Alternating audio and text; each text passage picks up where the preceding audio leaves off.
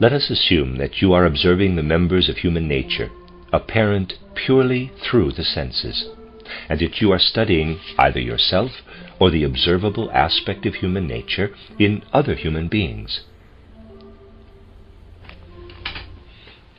There are two currents, that of the sentient body, flowing from front to back, and that of the sentient soul, flowing from back to front. And since they converge, we must distinguish in what appears on the human being between what is moving from front to back as the current of the sentient body, and what is moving from back to front as the current of the sentient soul. Bearing this in mind, let us look into the countenance of a person. As far as we depend on our senses, the image we perceive is of course correct. We cannot be mistaken, since we are dealing with a sense impression. Now the intellect enters the picture, and does so subconsciously. We are confronted immediately with a classic example of erroneous judgment. For how does the mind conceive the human countenance in relation to the forces that formed it? It thinks of it as having been shaped from outside, whereas the face is really the product of the sentient soul working outward from within. We judge incorrectly when we look into a person's countenance and say that it is actually material body. We must say instead that what the senses perceive here is the outer image of the sentient soul, the soul itself, and that soul works outward from within. You have reached the correct conclusion when you view the human face as soul, excluding the possibility that it could be corporeal body. Let me read that sentence again. You have reached the correct conclusion when you view the human face as soul, excluding the possibility that it could be corporeal body. You are concerned here with a great illusion.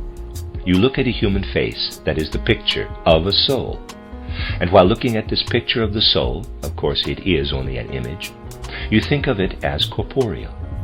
That view is totally mistaken, and demonstrates how wrongly we interpret things as soon as we call on our power of judgment. We form correct views of external images only if we understand them correctly, if we speak of the human countenance as an, quote, image of the soul, unquote, and recognize the mistake in trying to explain it only on the basis of the physical and etheric forces. This human countenance must be explained out of the forces of the soul itself. The visible is explained in terms of the invisible in this case. Now let us return to what we have termed the sense of speech and the sense of concept or visualization. Did the sense of speech or tone precede the sense of visualization in earthly human evolution, or vice versa? We will have accomplished quite a lot if we succeed in sufficiently penetrating human development on this low plane so as to answer the question whether or not we learn to understand words first or to perceive and understand received mental images first.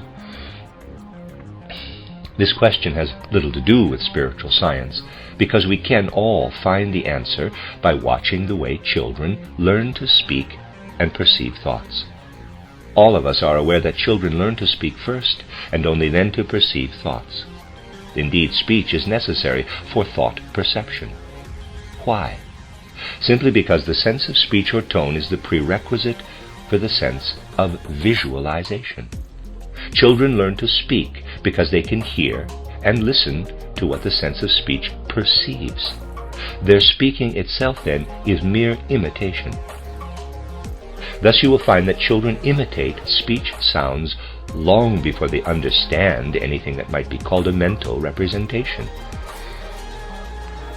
Observe carefully, and you will see that the sense of speech or tone develops first, and provides the basis for the development of the sense of concept.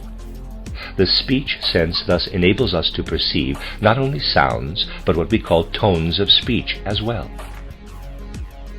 This leads us to ask how, in the course of evolution, human beings became able to perceive speech tones, and as a consequence developed the ability to speak. How was it that human beings were able to develop speech over the course of their evolution. At this point, we have to clarify a certain matter. Learning to speak, not merely hearing, required not only that something come to human beings from outside and be perceived by them, but also that something within human beings follow the same route that the currents of the sentient soul take as they press forward from behind. This was essential. Human evolution had to proceed in such a way that the sentient soul became permeated by a current moving in the same direction as the soul's currents, which create through movement toward the front from behind.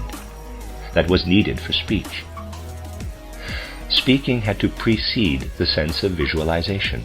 Speaking had to be acquired before human beings were in a position to sense the idea in words themselves, even in the words they spoke themselves.